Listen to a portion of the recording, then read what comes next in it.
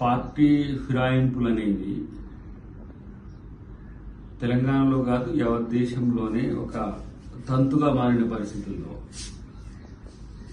కేటీఆర్ మాట్లాడుతున్న తీరు చూస్తే వాళ్ళు చేసినప్పుడేమో అది న్యాయం, మరి ఆ పని కాంగ్రెస్ పార్టీ చేయలేదనే ఆలోచనతో మిత్రులు ఉండడమో నాకు తెలియదు. కానీ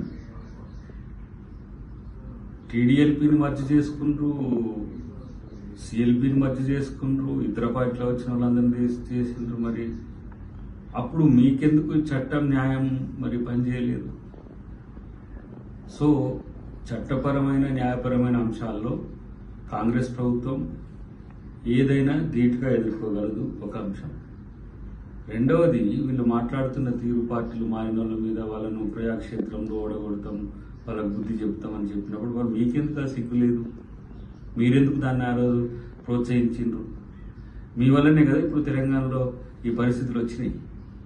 కాబట్టి రాజకీయాల్లో మీకో న్యాయం, ఇంకొకరికి ఇంకో న్యాయం అనే పరిస్థితిలో ఉండదు. డెఫినెట్గా కాంగ్రెస్ పార్టీ మీరు కాపాడుకోలేకుండా పోతున్న నాయకులను ఈరోజు మేము తీసుకోవాల్సిన పరిస్థితి వచ్చింది. రెండవది, ఆపుకోవడానికో లేకపోతే ఆపడానికో మీరు చేస్తున్న ప్రయత్నాలు చూస్తుంటే నవ్వు వస్తున్నది.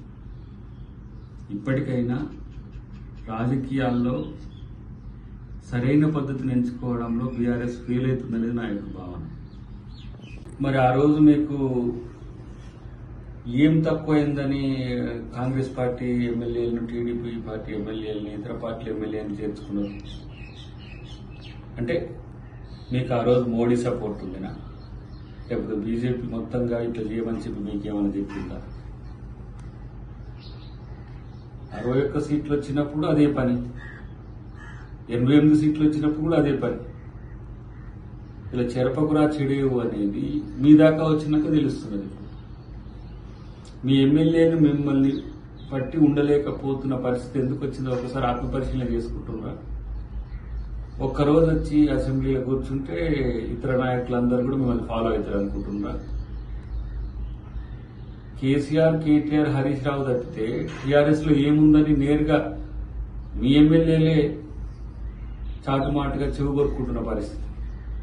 ఈ పార్టీ కొనసాగుతుందా అనే ఒక అనుమానంతో ఒకటి, రెండవది ఎప్పుడు బీజేపీకి అమ్ముడు పోతారు అనే ఉద్దేశంతో కూడా మీ ఎమ్మెల్యేలు కాంగ్రెస్ పార్టీ వైపు చూస్తున్నారు. మా ముఖ్యమంత్రి గారు అన్నట్టుగా మీరు కూల్చుతామని అంటే మేము కాంగ్రెస్ ప్రభుత్వం నిలబెడతామని చెప్పి ఎమ్మెల్యేలు వస్తున్న పరిస్థితిని గమనించాల్సిన అవసరం ఉంది.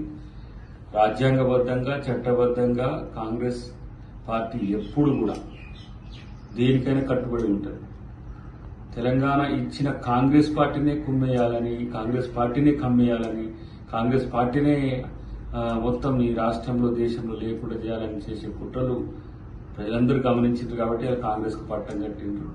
ప్రజాస్వామ్యయుతంగా ఏ సమస్య వచ్చినా ప్రభుత్వం ఎదుర్కోవడానికి సిద్ధంగా ఉంది, కాంగ్రెస్ పార్టీకి కూడా అందరం సిద్ధంగా ఉంది.